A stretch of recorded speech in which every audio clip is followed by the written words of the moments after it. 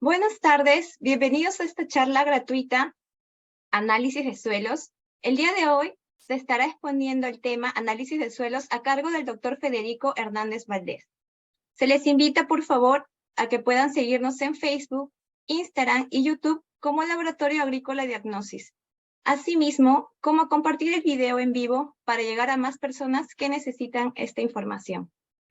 Antes de iniciar con la ponencia, se les recuerda que pueden dejar sus preguntas en los comentarios, los cuales serán respondidos al finalizar la charla. Asimismo, pueden dejar sus correos y nombres en los comentarios si desean que se les envíe el material de esta ponencia. Este live está a cargo del doctor Federico Hernández, ingeniero agrónomo con especialidad en fruticultura por la Universidad Michoacana de San Nicolás de Hidalgo, y con doctorado en edafología con especialidad en nutrición vegetal por el Colegio de Postgraduados. Fue profesor e investigador en la Facultad de Agrobiología de la Universidad Michoacana de San Nicolás de Hidalgo. Ha participado como ponente en diversos cursos, seminarios y congresos nacionales e internacionales. Actualmente es director general de Grupo FIRST y del Laboratorio Agrícola Diagnosis. Muchas gracias por su participación, ingeniero. Ya puede iniciar con este tema. Hola, muchas gracias, Wendy. Pues muchas gracias a todos que nos acompañan. Wendy, nada más para confirmar el sonido, ¿estamos bien? Sí, se le escucha bien. Correcto. Perfecto, muchas gracias. Pues sean bienvenidos a esta charla de análisis de suelos que preparamos para ustedes.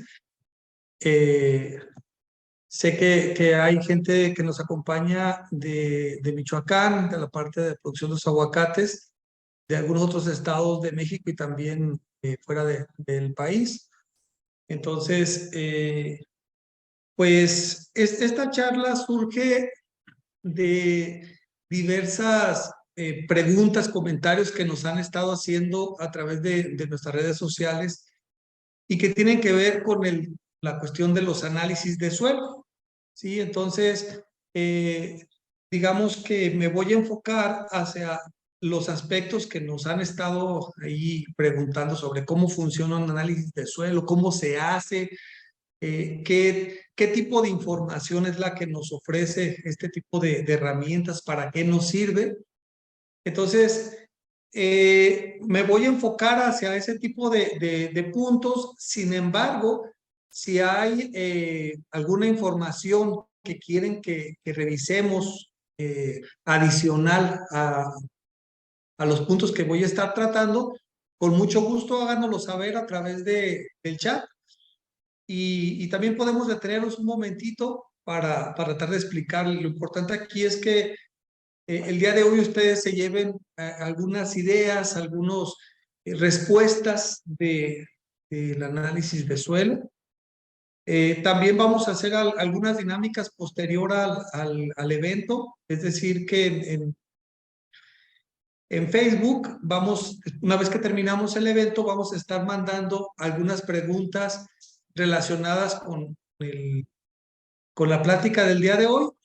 Y bueno, para aquellas personas que contesten primero, vamos a hacer obsequios de servicios como análisis de suelos de manera gratuita. Esto obviamente aplicado para México, ¿sí? Para el extranjero después veremos otro tipo de dinámicas, pero de momento para los que nos acompañan de aquí de México, sí vamos a hacer ahí ese tipo de dinámicas para que ustedes puedan tener acceso a este tipo de servicios, ¿no? Bueno, pues vamos a platicar sobre los análisis de suelo. Hablemos de los análisis de suelos.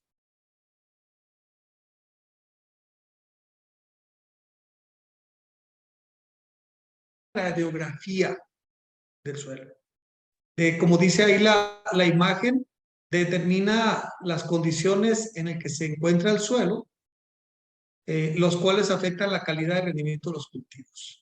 O sea, con un análisis de suelo, básicamente lo que nosotros vamos a buscar es entender cómo está nuestro suelo, cuáles son las condiciones que tiene nuestro suelo y obviamente todo esto muy relacionado a un buen desarrollo de la raíz. ¿Ok? que al final de cuentas es el tejido de la planta que va a estar creciendo en esta área, y que darle todas estas condiciones que requiere la raíz de nuestras plantas, pues le va a facilitar a la planta tomar el agua, tomar los nutrientes, poderse desarrollar de manera adecuada, poder producir hormonas, tener respiración, o sea, todas las funciones que requiere una planta en el suelo, pues a través de los análisis nosotros vamos a poder estar detectando.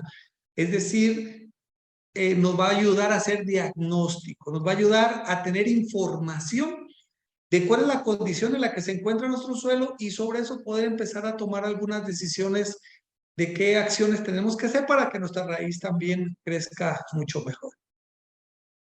Análisis de suelo hay muchos, ¿sí? Muchos. Hay tratados completos, hay enciclopedias completas de la Sociedad Americana de la Ciencia del Suelo que hablan de diversos tipos de pruebas que se hacen para los análisis de suelo, pero yo los podría englobar en 3 áreas, ¿sí? Un área que es la química, otra área que es la física y otra área que es la microbiología del suelo. De los análisis más comunes que vamos a encontrar en los laboratorios particulares, pues tenemos este listado que les estoy mostrando ahí, ¿verdad? Tenemos el análisis químico de suelo. Para el caso de laboratorio de diagnosis, separamos el análisis químico para suelos ácidos de los suelos alcalinos, ¿sí?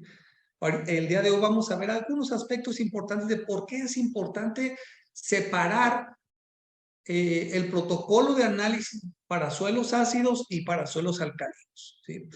Para aquellos que trabajan en áreas que tienen este tipo de suelos diferentes a los que estamos acostumbrados en Michoacán, de los suelos ácidos. En los suelos alcalinos necesitamos otro tipo de pruebas, ¿sí? Que nos den más visión de cómo está nuestro suelo. Vamos a platicar también un poquito sobre el extracto de saturación, que es otro tipo de análisis de suelo que se hace comúnmente y que a veces entramos ahí en discusión de por qué hacer un extracto de saturación y mejor no un análisis químico convencional. Vamos a platicar el día de hoy también un poquito sobre eso. Existen otro tipo de análisis que es el de la solución del suelo, es decir, utilizamos unas sondas de succión, unos tubos que insertamos en el suelo, y de ahí extraemos nosotros la solución del suelo y la analizamos. No me voy a referir el día de hoy mucho a eso. Y la parte física del suelo y microbiología, el día de hoy también no la vamos a tocar. Yo me quiero enfocar más en los 3 primeros que tenemos arriba. Análisis químico tradicional de suelos ácidos, el de suelos alcalinos, y platicaremos también un poco sobre extractos de saturación. Bueno, estos son los tres temas que he preparado el día de hoy. Y bueno, pongo este cuadro donde voy a mostrar cuáles son las pruebas que se hacen comúnmente en los suelos o en los análisis químicos de suelos ácidos, de suelos alcalinos y los de extracto de saturación. Nosotros hemos dividido, ¿sí?, en diferentes secciones las pruebas. En el caso de los suelos ácidos alcalinos tenemos un análisis básico, un análisis de macroelementos, otro tipo de elementos, saturación de cationes intercambiables y microelementos. Y para el caso del extracto de saturación también tenemos análisis básico, aniones, cationes y microelementos.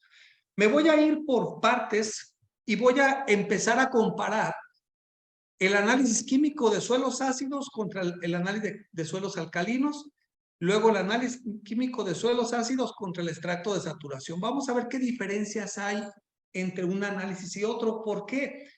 La importancia de que nosotros entendamos lo que hacemos en cada uno de los análisis, eso nos va a dar la visión para poder decir, el análisis que yo necesito en este momento es este de aquí, es de suelos ácidos, es un extracto de saturación.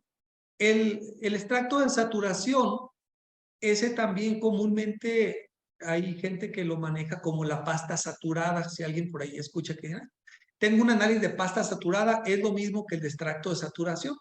Entonces, vamos a hacer una comparativa de cuál es la diferencia entre uno y otro Y esto nos va a permitir entonces en algún momento que cuando nosotros lleguemos a un laboratorio podamos decidir qué tipo de análisis es el que yo necesito, ¿sí? Porque muchas veces llegamos al laboratorio, hágame un análisis. Y entonces la chica de recepción les dice, oye, ¿y qué tipo de análisis necesito? Pues el convencional. O sea, muchas veces el convencional lo hemos manejado como el análisis de química. Pero si yo estoy enviando un suelo de Sonora o de Sinaloa o de Guanajuato, es muy probable que esos suelos necesiten el protocolo de suelos alcalinos. O si yo quiero utilizar el extracto de saturación, lo importante sería saber qué tipo de información o qué diferencia hay, por ejemplo, de este potasio que tenemos en el extracto de saturación contra este potasio que tenemos en el análisis químico. Vamos a platicar un poquito en esas diferencias de los tipos de análisis. Bien, marco en rojo entonces a lo que me voy a hacer referencia. Cuando nosotros hacemos un análisis químico de suelo, ¿qué tipo de elementos o qué características tienen estos elementos que nos describe un análisis de suelo? O sea, cuando a mí me reportan un valor de potasio, un valor de fósforo, un valor de calcio, un valor de magnesio, valor de aluminio, en un análisis químico de suelo, ¿qué tipo de elemento, qué características tienen esos elementos? ¿Por qué? Porque muchas veces me ha tocado escuchar que dicen, es que en el suelo, el 98% del potasio que está en el suelo no está disponible, solamente el 2% es disponible. Entonces, si tú me estás reportando que tengo 1000 partes por millón de potasio, significa entonces que 980 partes por millón no están disponibles, solamente 20. Entonces, ese tipo de confusiones que de repente hacemos es porque muchas veces no nos hemos metido a entender en un análisis de suelo qué características tienen los elementos que nos están reportando. Voy a hacer una explicación de esto. Cuando nosotros revisamos los nutrientes en el suelo, desde el punto de vista de nutrición, nosotros tenemos dos formas de nutrientes que nos interesan a nosotros para alimentar a la planta, ¿sí? Tenemos unos nutrientes que les vamos a llamar, que son aquellos nutrientes que están en la solución del suelo. O sea, son nutrientes que están mezclados en el agua del suelo. Es agua más nutrientes. De ahí es de donde la planta se alimenta. De ahí es donde la planta toma los nutrientes. Entonces, si yo aplico un fertilizante y quiero que mi planta tome ese fertilizante, el fertilizante tiene que estar en solución del suelo. Tiene que disolverse en el agua que está en el suelo. Si ese granulito de fertilizante que yo aplique no se disuelve, la planta no lo puede tomar. Que la planta no come. La planta absorbe. La planta absorbe a través de las raíces, absorbe el agua y esa agua lleva los nutrientes que están disueltos en él. Entonces le vamos a llamar que existe la solución del suelo o nutrientes que están en la solución del suelo y a eso técnicamente le llamamos el factor intensidad. O sea, ¿cuántos nutrientes están ahí? ¿Qué tan intensivo tenemos la posibilidad de que la planta pueda absorber nutrientes del suelo? Es decir, lo que está disponible de manera inmediata, ¿sí? Hay procesos, y me refiero aquí a los elementos potasio, calcio, magnesio, sodio, que pasan por un proceso que se llama absorción con D, adherencia. O sea, los elementos van y se adhieren a las partículas del suelo, coloides, arcillas, materia orgánica. Se adhieren a las partículas del suelo por diferencia de cargas. Las arcillas normalmente tienen cargas negativas. Los elementos como potasio, calcio, magnesio tienen cargas positivas. Entonces, esos elementos son atraídos por diferencia de cargas y entonces estos elementos se adhieren, se absorben a las partículas del suelo. A eso le vamos a llamar factor capacidad. O sea, digamos que es una zona de reservas, una zona en donde los elementos los guarda el suelo para a través de un proceso que se llama desorción, los elementos pueden ser liberados hacia la solución del suelo y en ese momento la planta los puede tomar. Este proceso es muy dinámico, ¿sí? El suelo puede absorber o puede desorber. ¿De qué depende? De la concentración de los nutrientes que hayan en la solución del suelo. O sea, si aquí el nivel de potasio comienza a bajar, entonces del suelo se empiezan a desorber y empieza a alimentar otra vez la solución del suelo. Si aquí yo tengo mucho potasio, entonces los nutrientes empiezan a absorber. ¿Esto por qué lo hizo la naturaleza? Pues porque los elementos que están aquí son muy sujetos a que si la planta no los absorbe, pues se van a lixiviar. Con una lluvia que llegue o con un riego pesado que nosotros hagamos, los nutrientes se van a lixiviar porque están solubles en el, ¿sí? Sin embargo, estos elementos que están adheridos en las partículas del suelo no se lavan con agua, no se lavan, ¿sí? Necesitamos que estos nutrientes se liberen hacia la solución del suelo para que la planta los pueda tomar o se pueda lixiviar. Entonces, en un suelo arenoso, donde no tenemos arcilla, donde el nivel de materia orgánica puede ser muy baja, la capacidad de absorción, su factor capacidad, es muy baja, por lo tanto, la mayoría de los nutrientes se van a estar en la solución del suelo y se pueden lavar con mucha facilidad. Por eso es que esos suelos se dice que su factor capacidad es muy bajo, su capacidad de almacenamiento es muy bajo, el suelo no puede retener esos nutrientes, ¿sí? Entendiendo esto, yo les voy a decir que los análisis de suelos, que tradicionalmente le decimos así, análisis químico de suelo, lo que nos ayudan a monitorear son el factor capacidad, no el factor intensidad, el factor capacidad. Entonces, lo que nos determinan ese tipo de análisis a esos nutrientes son los nutrientes que están en almacén, en reserva, en el factor capacidad. ¿Para qué nos ayuda? Dice aquí, nos permite cuantificar entonces el estado de reservas nutritivas del suelo y su potencial de ser liberados a la solución del suelo. O sea, los nutrientes que están absorbidos se pueden desorber. Por lo tanto, se considera que potencialmente son disponibles para la planta. Se pueden estar liberando para que la planta los absorba, ¿sí? Hay otro tipo de elementos que desde el punto de vista de nutrición no nos interesa y son los nutrientes que están dentro de las arcillas o dentro de los minerales, ¿sí? ¿Por qué? Porque los nutrientes que están dentro de los minerales, esos no se liberan con mucha facilidad.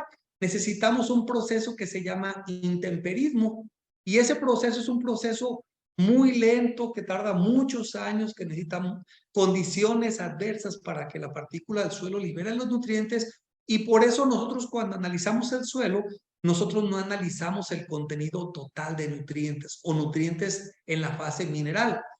Analizamos el factor capacidad, que es esto de aquí, el almacén de los nutrientes.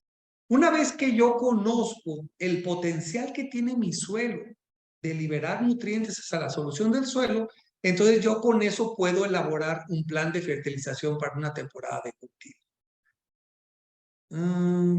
Que tenía una pregunta, pero okay. Entonces, uno de los objetivos que tiene este tipo de análisis es que nos ayuda a conocer el estatus de nutrientes en el suelo, el potencial que tiene el suelo de liberar nutrientes a través del proceso de desorción y de esa manera nosotros podemos establecer planes de fertilización. ¿Cómo? Bueno, este tipo de análisis, este es un ejemplo del análisis de suelo. Lo que me quiero hacer referencia aquí es cómo yo puedo saber que el análisis que tengo en mis manos me está reportando nutrientes en el factor capacidad y no en el factor intensidad.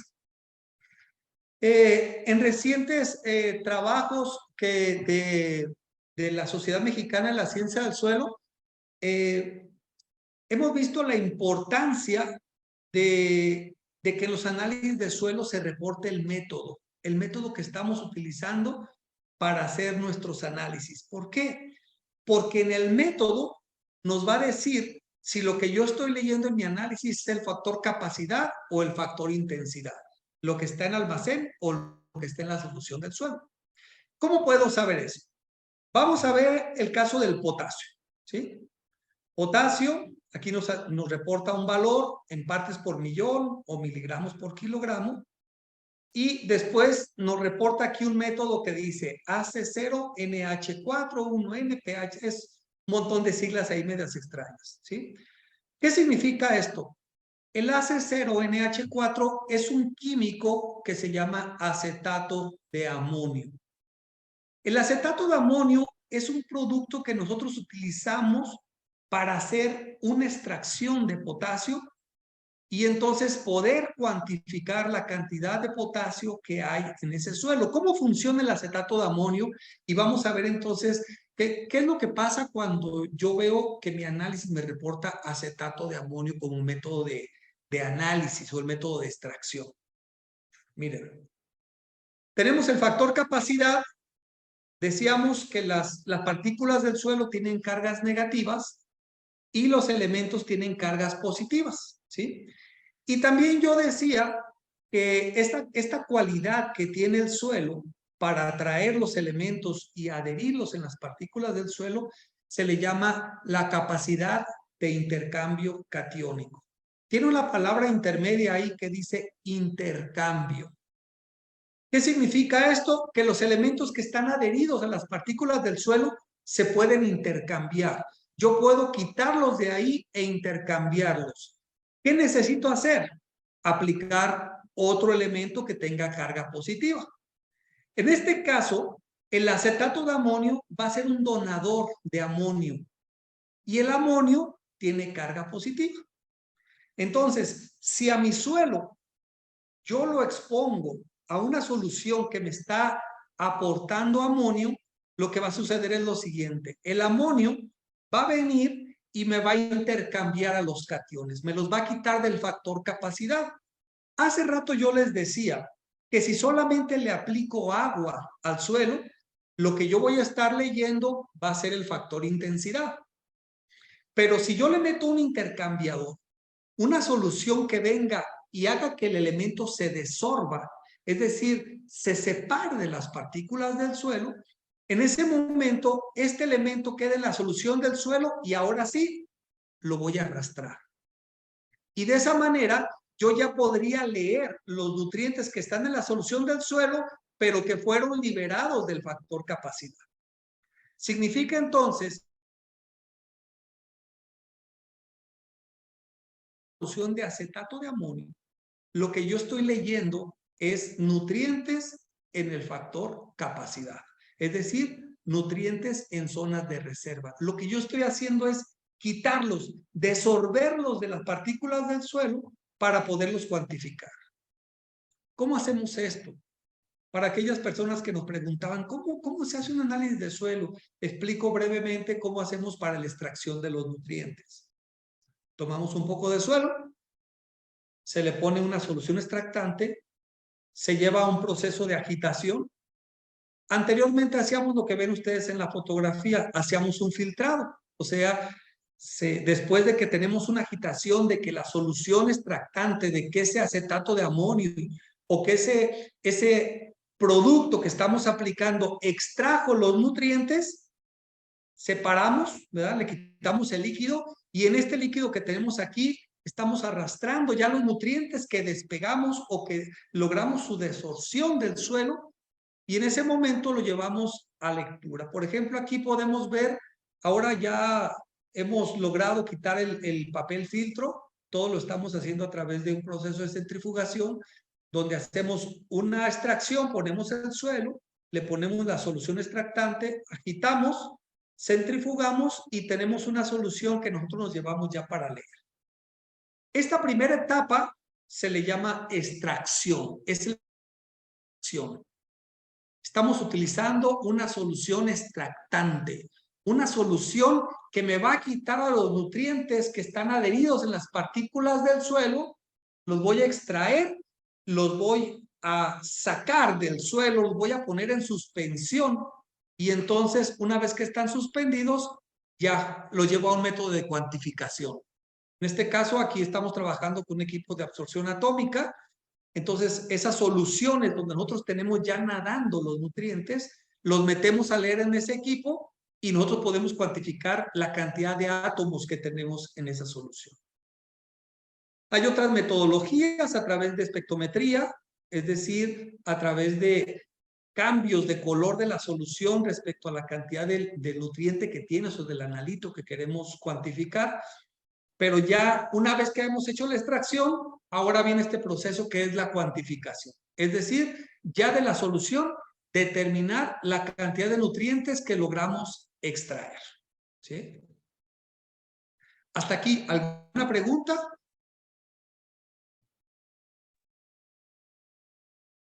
Por el momento no, ingeniero. No tenemos preguntas. Muy bien. ¿Qué tan importante es conocer la solución extractante? Miren, les voy a mostrar un trabajo que se hizo para ver el efecto que tenemos de utilizar diferentes soluciones extractantes para analizar el mismo elemento en el suelo. ¿Sí? Miren, para el caso del fósforo, hay un método que es el método Bray, se utiliza para la cuantificación de nutrientes o de fósforo que está absorbido en el suelo, para suelos ácidos, y utilizando el método Bray se cuantificaron que el suelo tenía 40 partes por millón, ¿sí? 40 unidades. Ese mismo suelo se sometió a otro tipo de método de extracción y el mismo suelo reportó 24 partes por millón. Bajo la misma condición de suelo, se utilizó un método que se llama Melich 3 y cuantificó 109 partes por millón. Ácido acético, 20 partes por millón, y soltampur, 16 partes por millón. O sea, cada método de análisis está reportando valores diferentes. Y eso a veces nos mete en complicaciones como las que vamos a ver ahorita. Supongamos que yo voy al internet y le pongo, deme una tabla de interpretación de fósforo para los suelos. Y agarramos el primer cuadrito que nos aparece. Y aquí nos dice que un valor medio de fósforo está entre los 20 y las 30 partes por millón. Entonces diríamos, bueno, 40 está moderadamente alto, pero 24 está medio, 109 está muy alto, 20 está moderadamente bajo y 16 está moderadamente bajo. O sea, entonces, ¿qué me está queriendo decir esto? ¿Que está alto, está medio, está bajo? ¿Qué es lo que significan estos valores? Primero, vamos a entender por qué nos dan valores diferentes. ¿Por qué utilizar métodos de extracción diferentes nos dan valores diferentes? Miren, el método Bray utiliza como agentes de extracción, o sea, químicos que lo que hacen es extraer el fósforo del suelo. Utiliza un químico que se llama fluoruro de amonio y otro que se llama ácido clorhídrico. O sea, es una solución de un pH ácido. El método Olsen utiliza un compuesto que se llama bicarbonato de sodio. Ese es un compuesto alcalino, o sea, tiene un pH alcalino. Con eso, de entrada, por la diferencia de pH, su capacidad de extracción es diferente. ¿Sí? Melich 3 utiliza ácido clorhídrico, ácido sulfúrico. Perdón, Melich 1. Melich 3 utiliza fluoruro de amonio, ácido acético, nitrato de amonio, ácido nítrico, EDTA. Y Soltampur utiliza bicarbonato de amonio y DTPA. O sea, cada solución utiliza un químico diferente de extracción. Por eso es que su capacidad de extracción es diferente. O sea, nos está extrayendo valores diferentes. ¿Esto a qué nos puede llevar? Hay un método para calcular las dosis de fertilización que lo que hacen es, bueno, yo quiero saber cuántos kilos de fósforo por hectárea tengo en el suelo, ¿sí? Y entonces lo que hacen es utilizar esta formulita de aquí que dice, kilogramos por hectárea es igual a las partes por millón de fósforo que tengo por profundidad del suelo, o sea, donde tengo la influencia de mis raíces, en este caso el aguacate o a la mayoría de las plantas puede estar en los primeros 20, 30 centímetros, yo aquí le pongo 20 o 30 centímetros. Lo multiplico por la densidad aparente, ese valor lo tenemos en el análisis químico o en el análisis físico, y lo multiplico por un valor, una constante que es 0.1. Si hacemos ese ejercicio en estos valores de extracción, entonces el método Bray me dice que si yo tengo 40 partes por millón y lo pongo a una profundidad de 30 centímetros y aplico esta fórmula, me dice que yo tengo 120 kilos de fósforo por hectárea. Para el método Olsen tengo 72, para el método Melich 3, 327, 60 y 48 kilos de fósforo.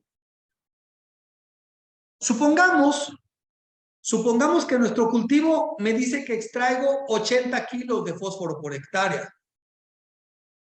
Con el método del ácido acético me diría, te falta fósforo, hay que fertilizar. Con el método Melich 3 nos diría, lo que te sobra en el suelo es fósforo.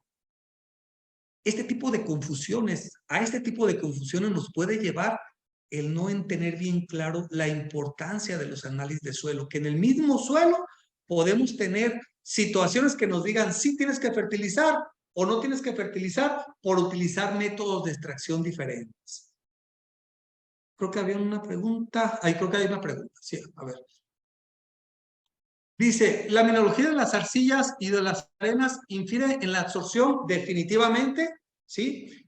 Hay arcillas, por ejemplo, hay arcillas que tienen una capacidad de intercambio catiónico mucho más alto que otras.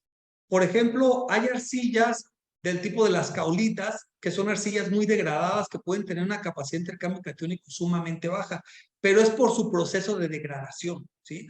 Entonces, aún cuando tengamos arcillas, por ejemplo, para los que somos de Michoacán, hay un suelo por allá al que no nos queríamos enfrentar mucho, pero nos ha tocado estar trabajando con él, los suelos de tipo de charanda, que le llaman suelos rojos, que muchos de esos tienen esas características, que son suelos arcillosos, pero su capacidad de absorción es bien baja por el tipo de mineral que tenemos. O sea, Camilo, definitivamente el tipo de mineral sí nos influye en la capacidad de absorción, ¿sí?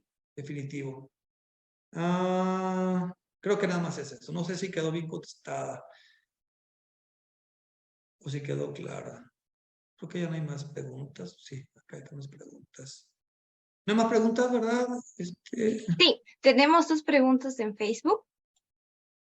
A ver. Ingeniero, lo ideal es que las preguntas se respondan al final, cosa que usted sigue con la exposición. Al final responde a todas las preguntas. Ok. Bueno. Yo nada más contesta esta que veo aquí. Dice, un análisis de 150 partes por millón de fósforo Bray es confiable. Sí puede pasar. O sea, hemos encontrado de repente hasta 800 partes, 900 partes por millón de suelos en aquellos que han sido sobrefertilizados, donde se le ha estado aplicando continuamente el fósforo y ese fósforo pues ha llegado a un punto de acumulación.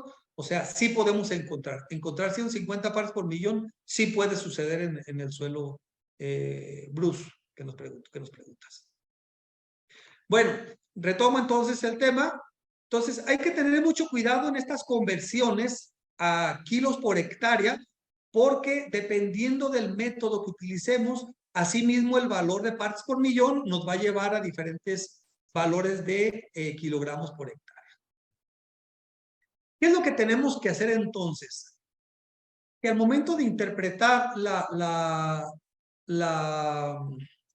nuestro análisis de suelo, tenemos que considerar el método de análisis, porque miren lo que sucede con este ejercicio que hicimos aquí. El método Bray me dice que tiene 40 partes por millón. Yo quiero saber qué significa. Estoy alto, estoy medio, estoy bajo. ¿Qué tengo que hacer? Tengo que ir a una escala de interpretación para el método Bray. Aquí esta es una escala de interpretación para el método Bray y me dice que 40 partes por millón significa moderadamente alto. Si voy a 24 partes por millón de Olsen, 24 partes por millón de Olsen me significa moderadamente alto. 109 de Melich, 3. 109 de Melich, 3 significa moderadamente alto. 16 partes de Soltampur, moderadamente alto. Listo. O sea, la interpretación de estos valores que son tan diferentes es moderadamente alto. Cuando aplicamos Y hay la importancia de conocer el método de análisis, el método de extracción, porque al momento que nosotros vamos a interpretar los resultados, tenemos que hacerlas basadas en los métodos de extracción, ¿sí? No sé si más o menos quedó claro este ejercicio. Ahí, perdón.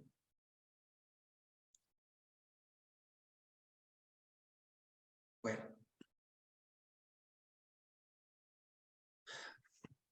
¿Qué sucede con algunos laboratorios? Miren, yo me he encontrado, y esto lo he visto más común, curiosamente, en Estados Unidos.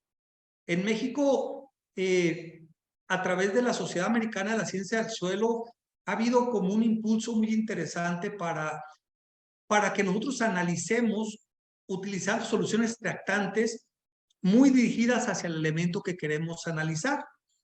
Por ejemplo, si ustedes se fijan, el método, el fósforo, aquí nosotros analizamos con Bray. Para potasio utilizamos acetato de amonio. Para azufre utilizamos fosfato de calcio.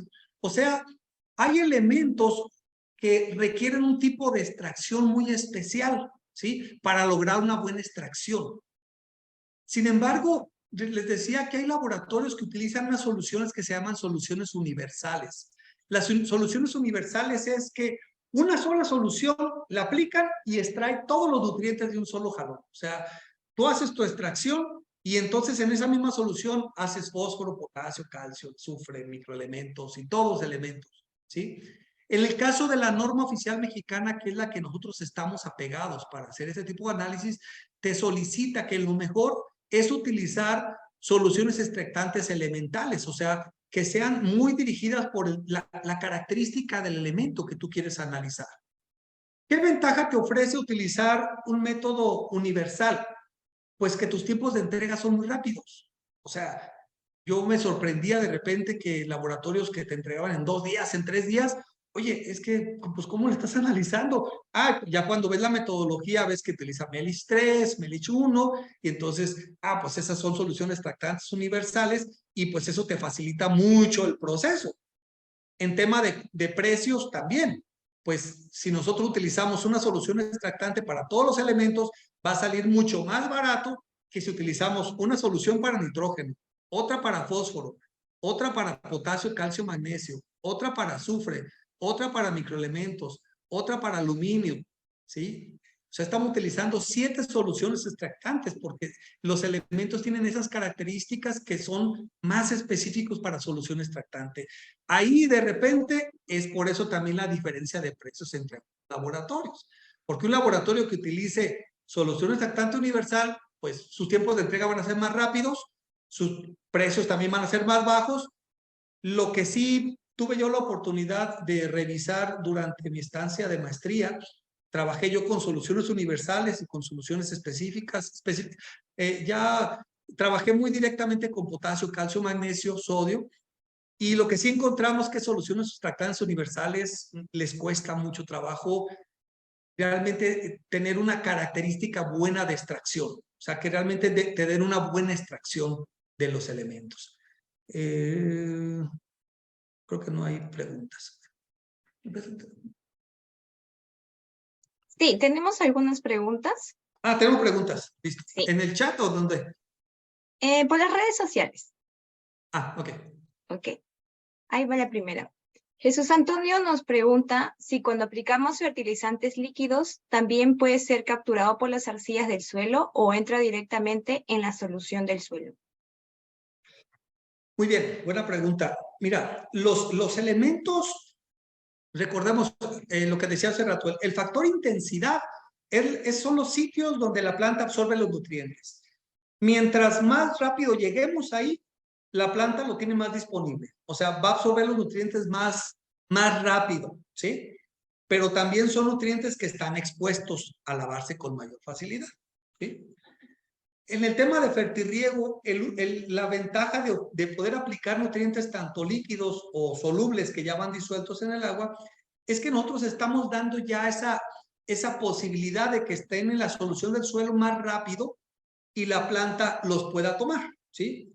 Sin embargo, si yo aplico mucho fertilizante, lo que va a pasar es que los nutrientes que estén llegando al factor capacidad se van a mover hacia el factor, perdón, los que están llegando al factor intensidad se van a mover hacia el factor capacidad o hacia los sitios de intercambio y también se pueden almacenar. Yo les decía, el movimiento de los nutrientes de los sitios de la solución del suelo hacia la capacidad de intercambio catiónico o viceversa, depende mucho de la concentración que haya en la solución del suelo.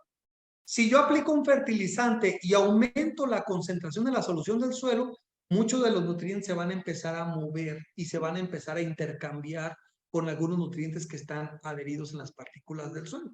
Entonces, el aplicar un líquido, ¿se puede mover a los sitios de absorción? Sí, sí se lo pueden hacer. ¿Se pueden lixiviar? Sí, porque ya están entrando directamente a la solución del suelo y si yo no tengo un buen control del movimiento del agua en el suelo, ¿puedo lixiviar? Sí, a diferencia de un granulado.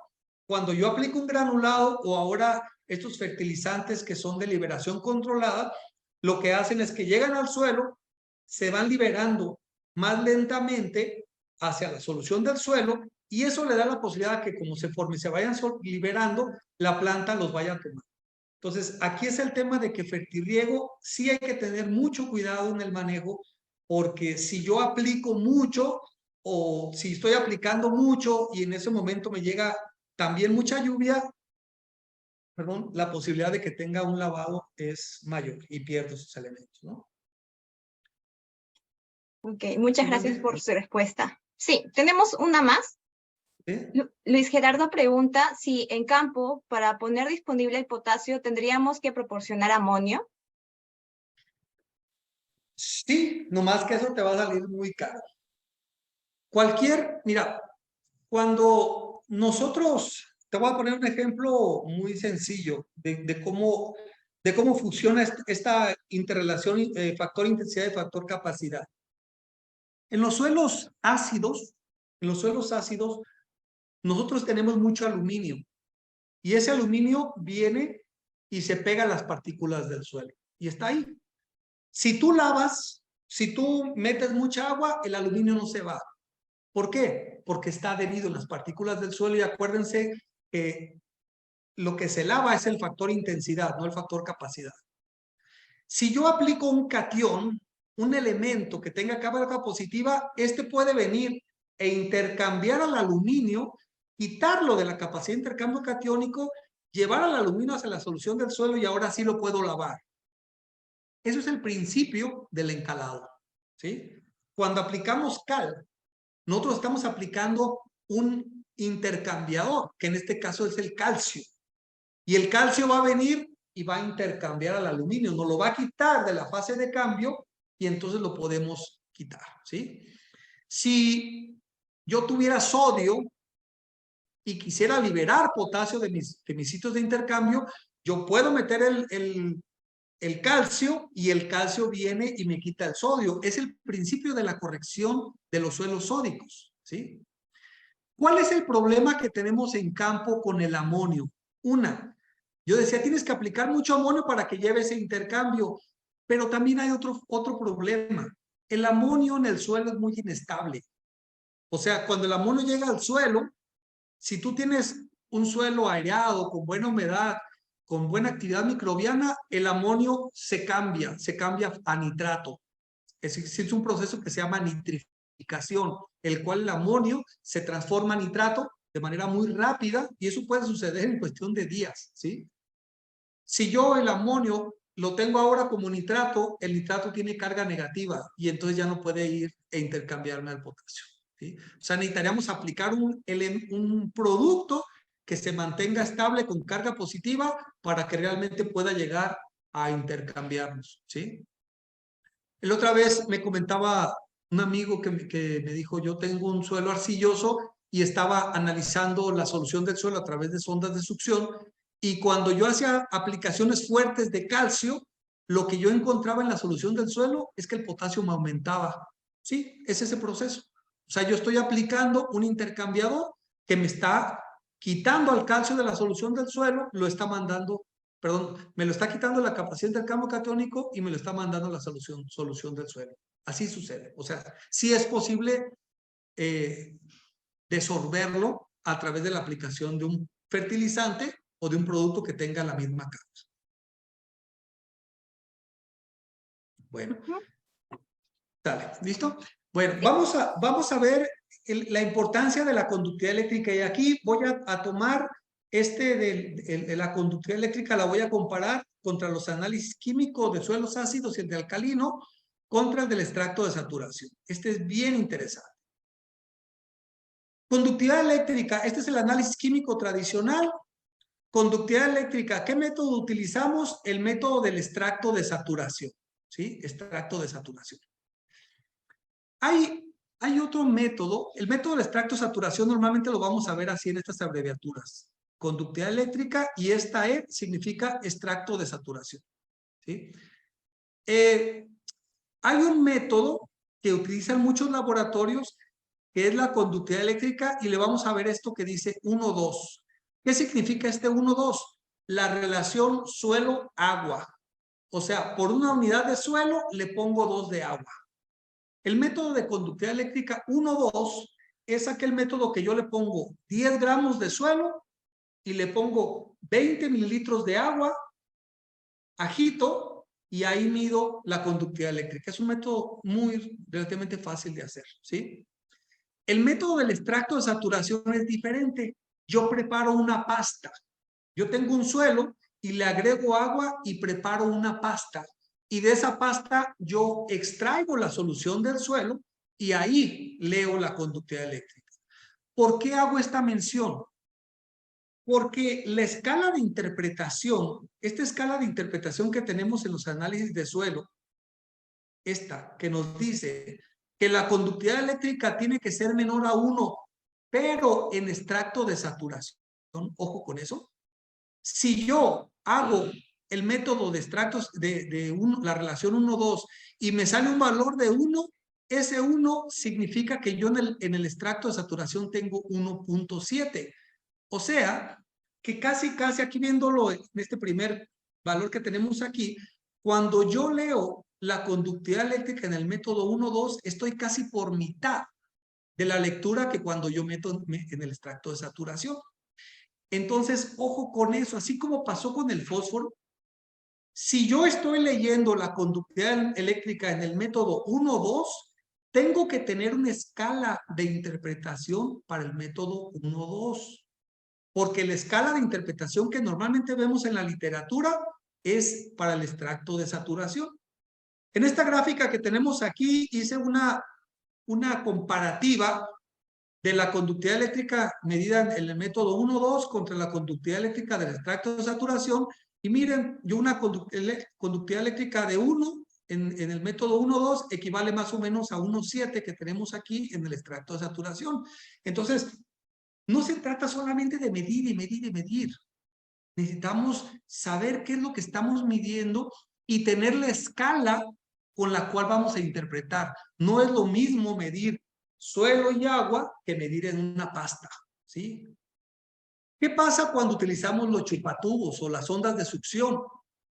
Los valores son muy diferentes. En este trabajo que hicimos fue conductividad eléctrica del extracto de saturación contra los valores de conductividad eléctrica de la sonda de succión, y miren, un valor de 0.9 del extracto equivale casi a 0.25, 27 más o menos de las ondas de succión. O sea, los valores son muy diferentes. ¿Por qué? Porque estamos utilizando métodos analíticos diferentes. Eso quiero que dejarlos como mensaje.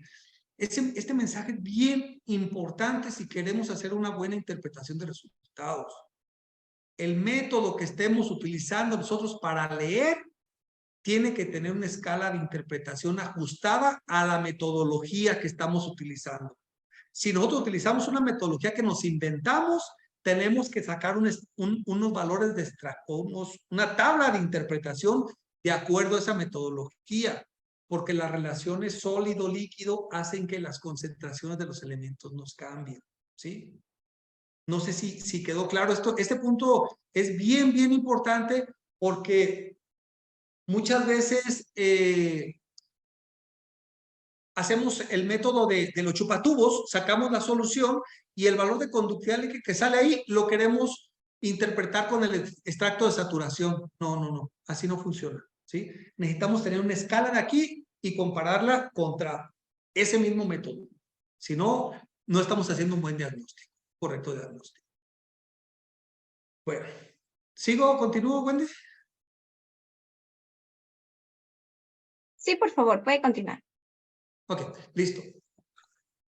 Vamos a ver otra diferencia. Ahora vamos a ver una diferencia importante en el análisis químico de suelo ácido contra el suelo alcalino. Si ustedes se fijan, aquí en el suelo ácido nosotros analizamos aluminio más hidrógeno, que normalmente se le llama la acidez intercambiable, y en el suelo alcalino cambiamos al aluminio, quitamos al hidrógeno, y aquí lo que analizamos son carbonatos. ¿Por qué? Porque en un suelo ácido analizamos aluminio y en un suelo alcalino analizamos carbonatos. En esta gráfica que estoy mostrando aquí es la relación que hay del pH y el aluminio intercambiable, o sea, el aluminio que está adherido en el factor capacidad. Y lo que encontramos es que a medida que el pH se va haciendo más ácido, y miren lo que pasa abajo de 5.5, abajo de 5.5 la cantidad de aluminio se dispara, o sea, de manera muy fuerte. Abajo de 5.5 tenemos un riesgo de presencia de aluminio, y este aluminio ya sabemos que nos puede quitar calcio. Ya lo explicaba hace ratito, que cuando hay aluminio nos empieza a quitar el calcio del factor capacidad. El aluminio puede ser tóxico para las raíces, el aluminio nos atrapa al fósforo, ¿sí? Entonces, en suelos ácidos el aluminio puede ser un problema, pero a medida que vamos subiendo el pH, miren, la cantidad de aluminio se va eliminando. O sea, arriba de un 7 es sumamente raro que encontremos aluminio intercambiable. ¿Podemos encontrar aluminio dentro de los minerales? Sí, pero desde el punto de vista nutricional, acuérdense que lo que nos interesa es factor capacidad y factor intensidad. Entonces, aquí, esta gráfica lo que nos muestra es que para los suelos ácidos, la disponibilidad o la posibilidad de tener aluminio que nos pueda generar un problema existe, pero a medida que el pH va subiendo, se quita ese problema. Entonces, la pregunta sería, ¿para qué en los suelos alcalinos analizar aluminio si no hay? Si ya sabemos que no hay. Sin embargo, en los suelos alcalinos tenemos un compuesto que es diferente, que son los carbonatos, que pueden ser carbonatos de calcio, carbonatos de magnesio. Y lo que encontramos es que después del pH 7 podemos tener suelos que tengan muchos carbonatos, pocos carbonatos, pero la posibilidad de que exista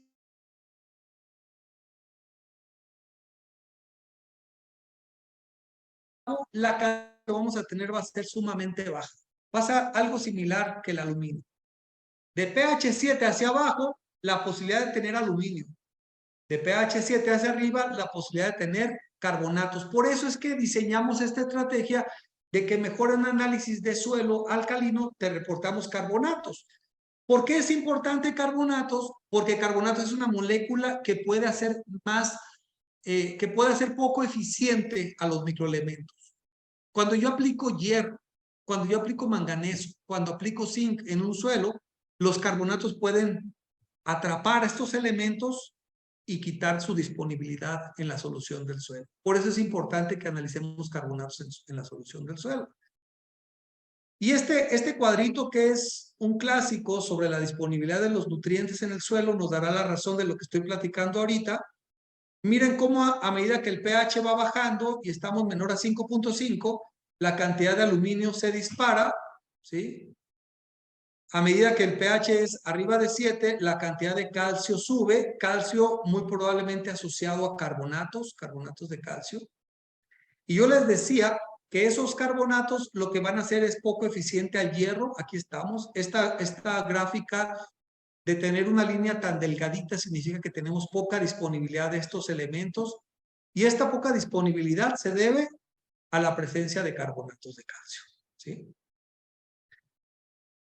¿Qué otro punto importante tenemos que considerar cuando nosotros trabajamos con suelos alcalinos? ¿Sí? Miren, calcio y magnesio. El análisis de calcio y de magnesio en un suelo ácido debe de ser diferente a un calcio y magnesio en un suelo alcalino. Vamos a ver el método de análisis, a ver si lo alcanzamos a ver ahí. El cuadro de arriba es un análisis para un suelo ácido y el análisis de abajo es un análisis para un suelo alcalino. Miren cómo se analizó el calcio.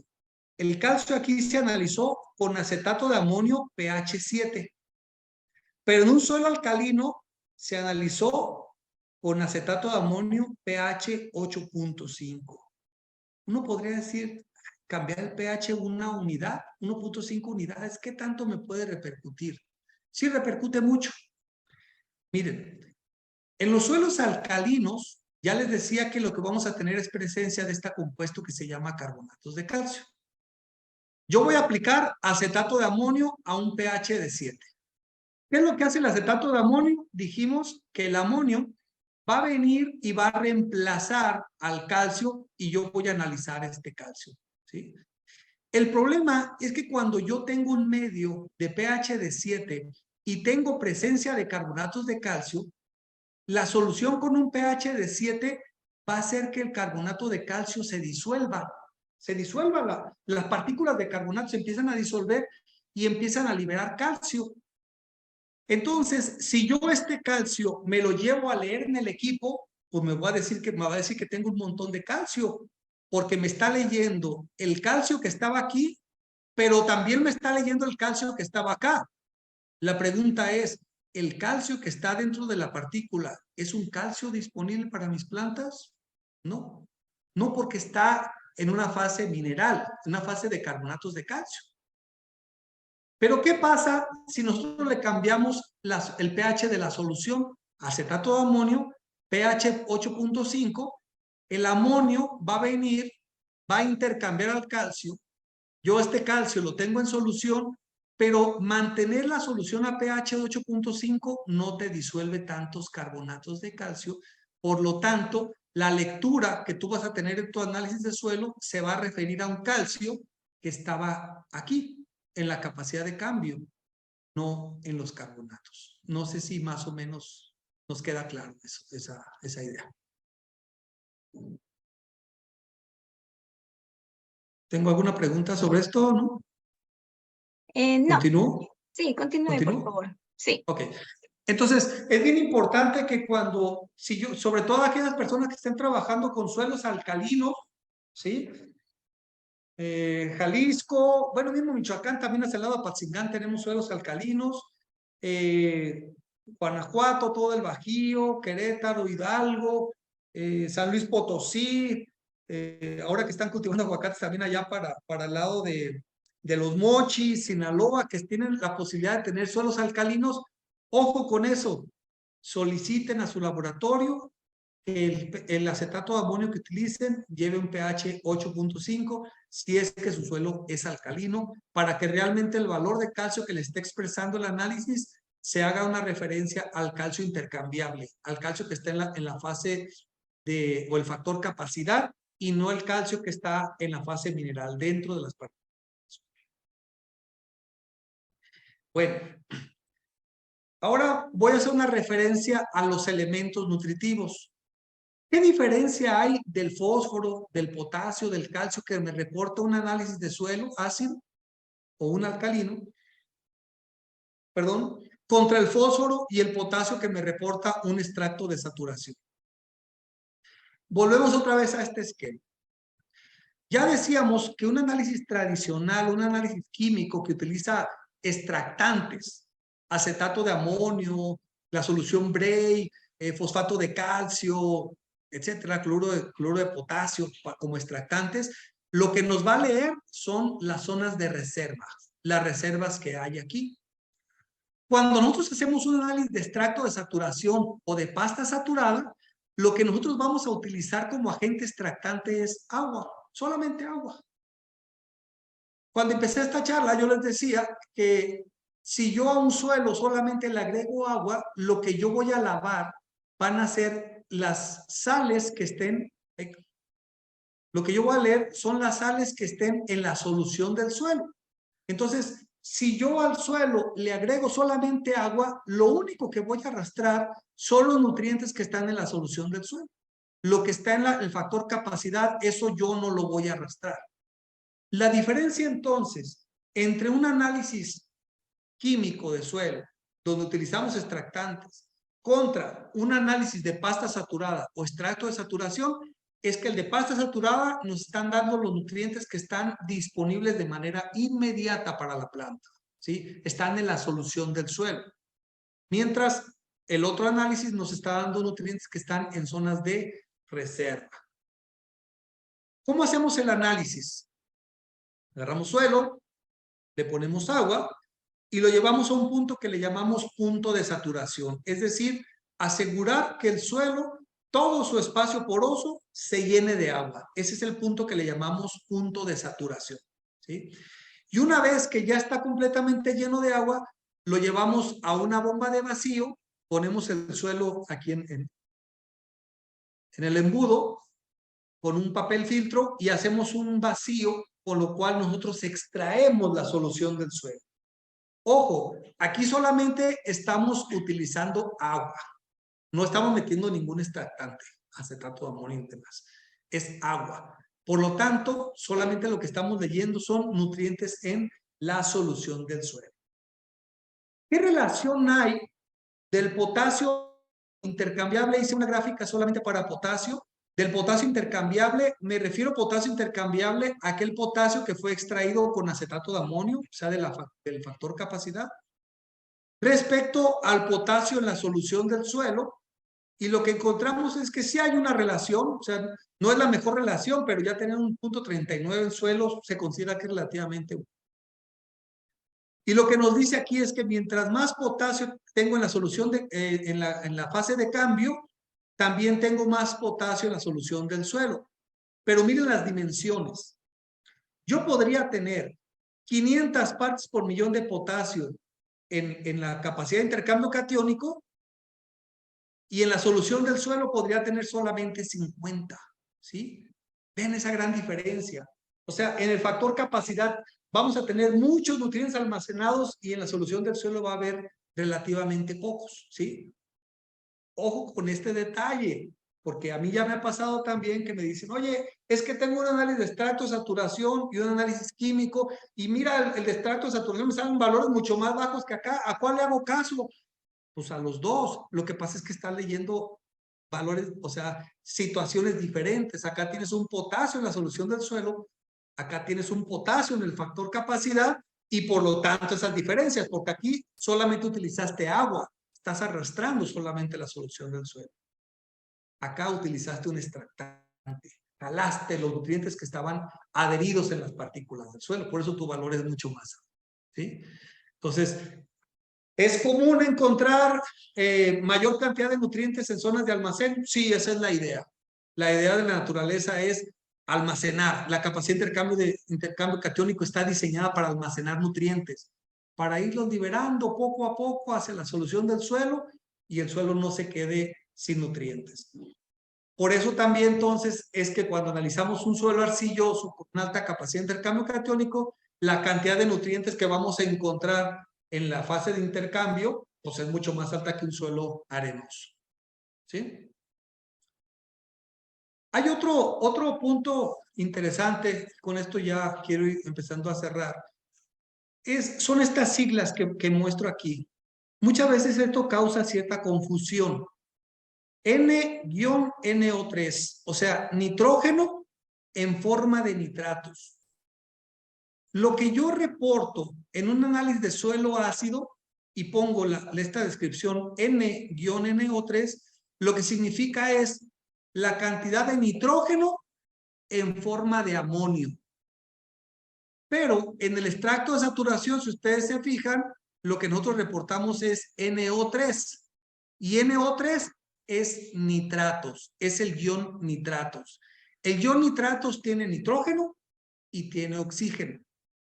Pero entonces, a pesar de que yo estoy reportando aquí NO3, pero el hecho de ponerle esta N significa que yo estoy reportando el nitrógeno que está en una forma de nitratos, el nitrógeno que está en forma de amonio, el azufre que está en forma de sulfatos. Porque en el suelo podemos encontrar otras formas de nitrógeno y de azufre. Miren, por ejemplo, el análisis químico. Si nosotros vemos aquí, nos dice NH4 significa nitrógeno amoniacal. O sea, ¿cuánto nitrógeno tenemos en forma de amonio? N-NO3. ¿Cuánto nitrógeno tenemos en forma de nitratos? Si sumamos este más este, nos dará el nitrógeno mineral, que entonces el nitrógeno mineral es la suma del nitrógeno amoniacal y el nitrógeno nítrico. En el extracto de saturación lo que vamos a ver va a ser algo así. Estos valores que nosotros reportamos aquí es el valor de nitrato, del ion nitrato. Para aquellos que manejan soluciones nutritivas, manejo de fertilización, sabrán la importancia de manejar estos valores en formas iónicas. Sin embargo, por solicitud de algunos de nuestros clientes, en los análisis también nos pidieron que este nitrato nosotros se lo transformáramos en nitrógeno en forma de nitrato. O sea, les estamos reportando cuánto tenemos de nitrato y cuánto tenemos de nitrógeno en forma de nitratos. Es obvio pensar que vamos a tener menor cantidad, menos partes por millón de nitrógeno en forma de nitratos comparado contra los nitratos como tal. Bien. Hay mucho que aprender todavía en los análisis del suelo. Yo la verdad es que no termino de aprender. Me encanta seguir aprendiendo de los suelos. Cuando leemos un libro de suelo, curiosamente lo que estamos leyendo es la experiencia que tuvo el escritor. Es a las condiciones en las que se ha expuesto el escritor.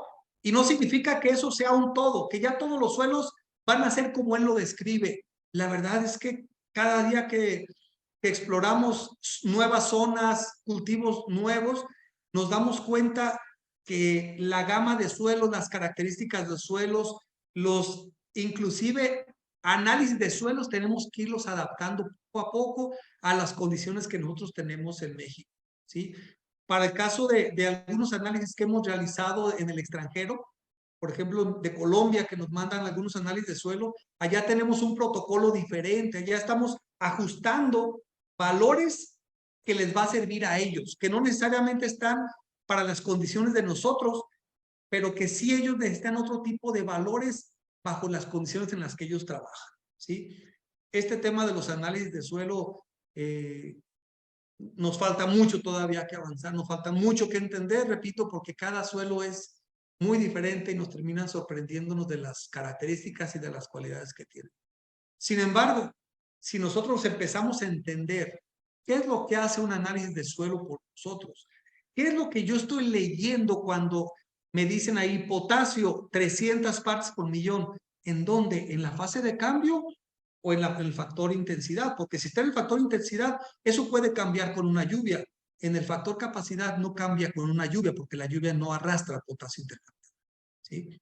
Esa es la importancia de empezar a entender más allá lo que nos dice un análisis de suelo y no solamente de agarrar un análisis y hacer una interpretación tan clásica como dice potasio 50 partes por millón, alto. Ah, pues si está alto, digo, si está bajo, pues le pongo fertilizante. Ya, no es así de fácil. Hay que ver métodos que están utilizando, hay que ver interacciones con otros nutrientes, es capacitarnos cada día más y entender que tengamos bien claro nosotros qué es lo que yo espero del resultado para saber a sí mismo qué es lo que yo le voy a solicitar al laboratorio que me haga una pasta saturada o que me haga un análisis químico para suelo ácido o para suelo alcalino. Ese es el mensaje que tenía para el día de hoy. Creo que hay algunas preguntitas. Voy a tratar de... Sí, muchas gracias por su ponencia, ingeniero. Vamos a proceder con algunas preguntas que nos han hecho en nuestras redes y de aquí también de Zoom. Camilo nos pregunta, ¿qué fiabilidad hay entre utilizar solución extractante universal y específica? La primera pregunta era acá, ¿qué Sí. relación o qué? Sí, ¿qué fiabilidad hay entre utilizar solución extractante? Ajá. Ah, ok. Cuando uno selecciona una solución extractante, tiene que pasar por varios procesos, ¿sí? Varios procesos.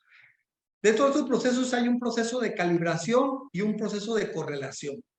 El proceso de correlación es que tú le apliques nutrientes y haz de cuenta, se hacen unas curvas, unas isotermas se les llama, donde tú vas aplicando diferentes niveles de nutrientes y entonces lo que tú esperarías es que si la solución nutritiva tiene la capacidad de extraer, entonces mientras más nutrientes le pones, más extracción encuentras, ¿sí? Eso se le llama la prueba de correlación, ¿sí?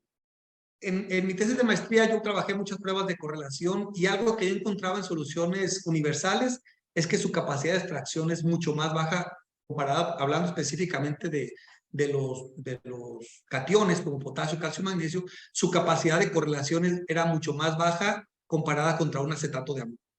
Entonces, con esa primera prueba de correlación, muchas de las soluciones universales empiezan a quedarse muy cortas y entonces a partir de ahí ya costaría un poquito más de trabajo poder confiar en ellas porque su capacidad de extracción no es tan buena como una solución unielemental, ¿sí? Después de ahí viene otra prueba a través de esas mismas curvas o esas mismas isotermas de reproducibilidad. O sea, de que si tú metes 20 partes por millón, pues el valor de extracción sea muy cercano a 20 partes por millón y no una vez sean 25, otra vez 10, otra vez 30. Y entonces también lo que encontramos en las soluciones universales, también de repente su grado de variabilidad es mucho más alta a un acetato de amonio, a un elemental. Entonces, bajo esas condiciones, yo la verdad es que he tenido personas que me dicen, no, yo quiero soluciones universales. Yo no recomiendo las universales por la experiencia que hemos tenido, pero bueno, hay laboratorios que han decidido ir por ese camino y lo importante ahí que yo diría es que tengan valores, tablas de interpretación que estén ajustadas a la metodología que están utilizando. ¿Sí? Eso sería la parte para utilizar extracciones universales. Está bien. ¿Sí, Wendy? Sí. La siguiente pregunta. Si el porcentaje de saturación está muy elevado en potasio y bajo en calcio, aumentando el calcio, ¿se corrige esta desproporción? Sí, si tú aplicas calcio, tú vas a empezar a intercambiar el potasio. O sea, si lo empiezas a intercambiar, definitivamente. Que es parte de lo que yo les platicaba de esa experiencia que tuve con este comentario de un ingeniero que no sé si nos acompaña el día de hoy, ingeniero Gamaliel, un gran amigo y que hemos caminado y que hemos caminado juntos en diferentes cosas y él me hacía ese comentario en una ocasión, me dijo, es que yo apliqué calcio y cuando leí en las ondas de succión, en la solución solo me aparecía más potasio y posiblemente haya sido eso, que nosotros estamos intercambiando al potasio y lo estamos liberando de la solución del suelo. Así, sí puede ser, así es.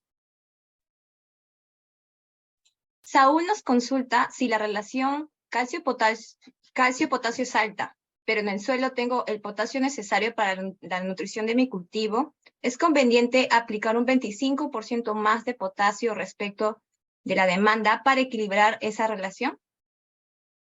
Si la relación potasio-calcio es alta, significa que tienes mucho potasio o que tienes poco calcio. Eso es lo que te daría una relación potasio-calcio alta. Entonces yo creo que más bien ahí el asunto de tener esa relación es que el calcio está predominando sobre el calcio.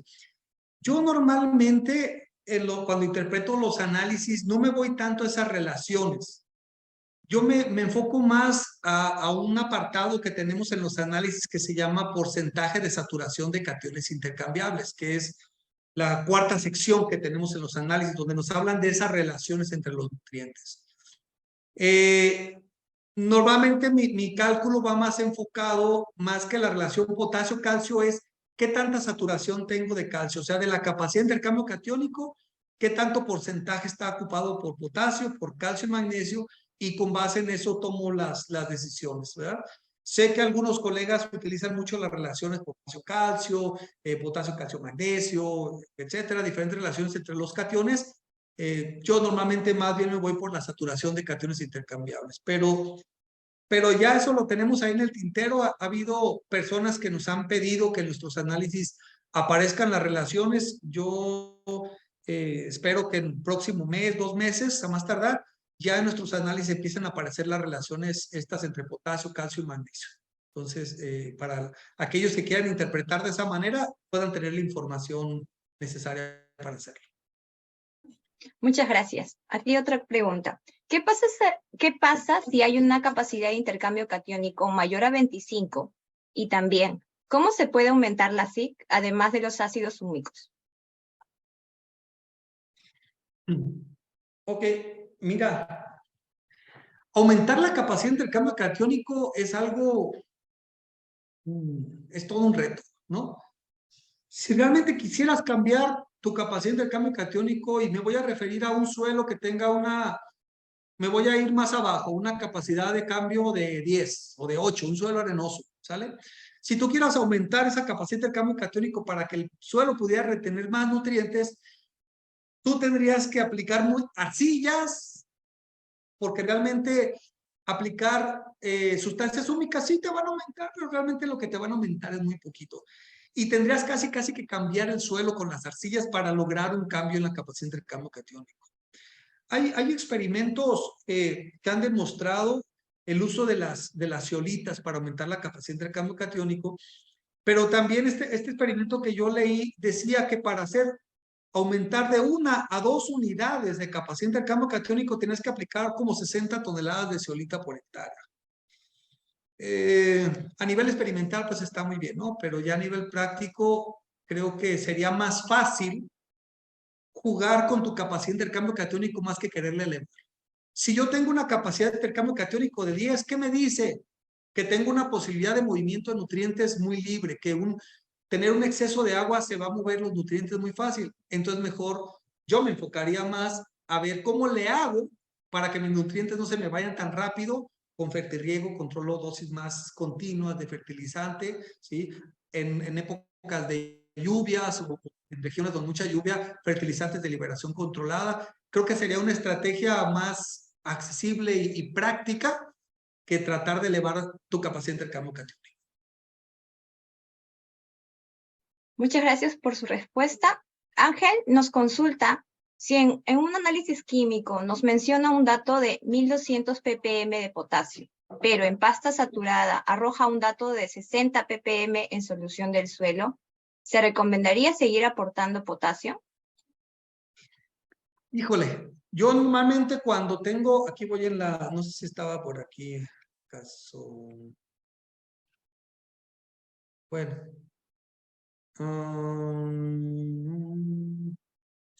bueno, no lo veo. Yo normalmente cuando tengo potasio en la fase de intercambio con un nivel muy alto, y hablo muy alto, o sea, porque sí hemos encontrado suelos en Michoacán de hasta 1500, 1800 partes por millón. Yo en esas condiciones yo no recomiendo potasio. Y si se aplica en dosis muy bajitas.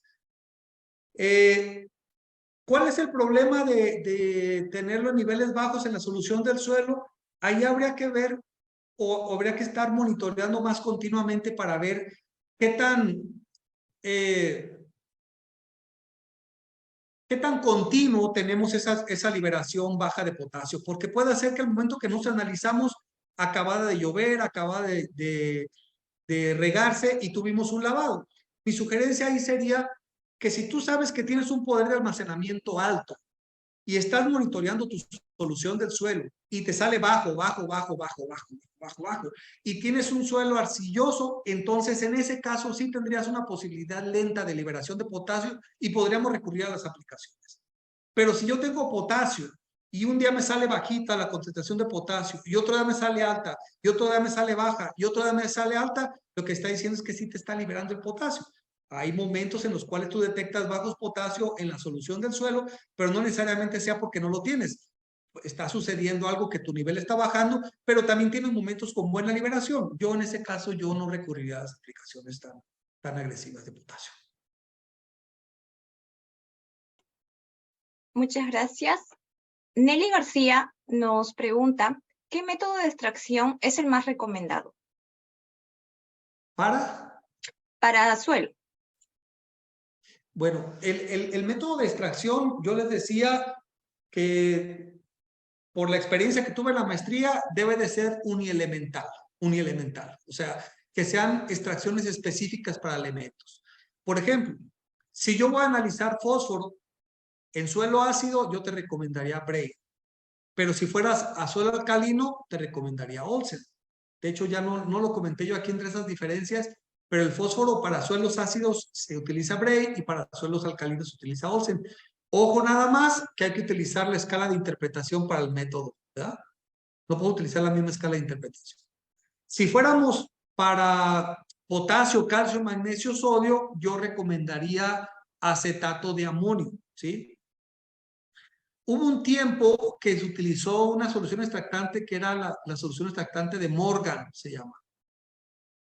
Morgan utiliza acetato de sodio. Ojo con este detalle. Si tú utilizas acetato de sodio para extraer potasio, calcio, magnesio, no puedes leer sodio, ¿sí? ¿Por qué? Porque el sodio tú lo estás agregando con tu solución extractante. O sea, tú no puedes leer o analizar un elemento que tú lo estás agregando con una solución extractante. Por eso se mete el acetato de amonio. Si tú le metes amonio, con el amonio como intercambiador, tú ahí puedes leer potasio, calcio, magnesio, sodio, porque su comportamiento de extracción es muy similar, ¿sí? No más que Morgan, si utilizas Morgan, ya no puedes analizar sodio. Para el caso de azufre, utilizamos fosfato de calcio. Para el caso de los microelementos, hierro, manganeso, zinc, cobre, utilizamos un quelato que es el DTPA, el ácido dietileno pentacético. Para el aluminio utilizamos cloruro de potasio. Para nitratos y amonio también cloruro de potasio. Para boro utilizamos el método del agua caliente. O sea, sí, para cada método normalmente se ha visto más respuesta cuando utilizas metodologías más enfocadas a la característica. Soluciones acá son universales. Miren, hay un dato que a mí me llama la atención. Por ejemplo, Melich 3. Melich 3 utiliza ácidos como agentes extractantes. Y me llama la atención porque he visto laboratorios que utilizan Melich 3 y analizan hidrógeno. En esa misma extracción analizan hidrógeno cuando ellos lo están aplicando en la solución. Acuérdense, un principio de análisis es que tú no puedes cuantificar el elemento que le estás aplicando por una solución extractante. Si tú estás aplicando sodio a la solución extractante, no puedes analizar sodio. Si estás aplicando hidrógeno, no puedes analizar hidrógeno. Entonces, hay que tener mucho cuidado con ese tipo de detalles al momento de utilizar agentes extractantes. Sergio nos pregunta si recomienda Bray 2 para relacionarlo con Bray 1 y sacar el porcentaje de fósforo fijado en el suelo. Ok, ¿qué es lo que hace Bray 2? El Bray 2 utiliza ácido clorhídrico en mayor concentración y si mal no recuerdas, ácido sulfúrico le pone. O sea, el Bray 2 lo que tiene es una capacidad de extracción más alta porque aumentan los niveles de acidificación de la solución. Entonces, cuando tú lo aplicas, el Bray 2 no solamente extrae fósforo que está absorbido en la fase lábil que le llamamos nosotros, sino que extrae fósforo que puede llegar a estar retenido o precipitado con aluminio, por ejemplo, suelo ácido, y entonces puedes tú tener una lectura posible de lo que hay fósforo que está en una fase no disponible, pero hay un riesgo ahí. Esa solución puede ser tan ácida que te extraiga algo de fósforo que esté en una fase mineral, que no esté precipitado, sino que esté mineral y que no necesariamente está precipitado o como le llaman comúnmente por ahí, bloqueado, que no es el término correcto, pero bueno. Entonces, puede que estés extrayendo más fósforo y estemos cuantificando una fase que no necesariamente es el fósforo precipitado. Mi recomendación sería que si tú quieres saber la capacidad de fijación de fósforo en el suelo, mejor hagas una prueba de fijación de fósforo. Hay una prueba específicamente donde uno agrega fósforo y después tú cuantificas la capacidad que tiene el suelo de retener ese fósforo que tú aplicaste. Es una curva, es un autor, se llama la curva de Lemieux, si mal no recuerdo. En algún tiempo nosotros la estuvimos haciendo, pero pues realmente pues no mucha gente la solicitaba y dejamos de hacerla, pero si fuera de interés de nuestros clientes que necesiten ese tipo de curvas para tener un dato más preciso de la capacidad de fijación, yo recomendaría más la curva del IMIU para poder cuantificar la capacidad de fijación de fósforo. Muchas gracias, ingeniero. Jesús Guerrero nos pregunta, ¿cuál es la cantidad necesaria de suelo para un análisis de pasta saturada y un análisis químico? Sí. Yo no te escuché. Ya, le vuelvo a preguntar. Jesús Guerrero, sí. Jesús Guerrero nos consulta, ¿cuál es la cantidad Se necesaria? está cortando, Wendy, no te escucho. ¿Me puede escuchar? Ahí ya, sí. Ya. Bueno, como le decía, Jesús Guerrero nos consulta, ¿cuál es la cantidad necesaria de suelo para un análisis de pasta saturada y un análisis químico? Bueno, nosotros solicitamos normalmente 1 kilo de suelo y no es que todo el kilogramo lo vayamos a utilizar para el análisis, ¿sí? Hay suelos, por ejemplo, los suelos arcillosos o los suelos que son muy pedregosos, que cuando nosotros los secamos para poder extraer la muestra que vamos a meter al laboratorio, nos cuesta mucho trabajo. Entonces, a pesar de que nosotros las pruebas de laboratorio las podemos sacar tal vez con unos 150, 200 gramos de suelo, nosotros les pedimos 1 kilogramo para que al momento que nosotros secamos y preparamos la muestra, tengamos suficiente material para asegurar el análisis que nosotros hacemos. Entonces, repito, nosotros en la prueba de laboratorio son cantidades relativamente bajas lo que se utiliza en el proceso, pero sí les pedimos 1 kilo para asegurar nosotros que vamos a tener la cantidad de material suficiente para poder procesar su muestra. Entonces, al laboratorio sí de preferencia llevar el kilogramo.